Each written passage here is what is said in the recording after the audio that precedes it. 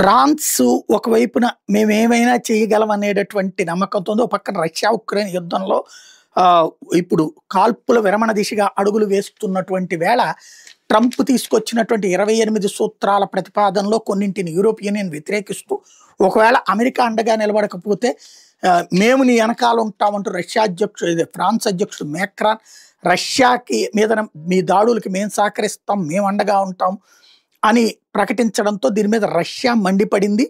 ఒక్కసారి గుర్తుపెట్టుకో, మేక్రాన్ అక్కడ ఉన్నటువంటి మేక్రాన్ అనేటటువంటి వాడు రోత్షీల్డ్ బ్యాంకర్ మాత్రమే, ఇక్కడ ఏమీ అతనేమి అద్భుతమైనటువంటి యువకర్త కాదని గుర్తుపెట్టుకోమని ఫ్రాన్స్ సైన్యానికి రష్యా సైనిక ప్రతినిధి ఎవరైతే చీఫ్ ఆఫ్ స్టాఫ్ వార్నింగ్ ఇచ్చుకొచ్చారు.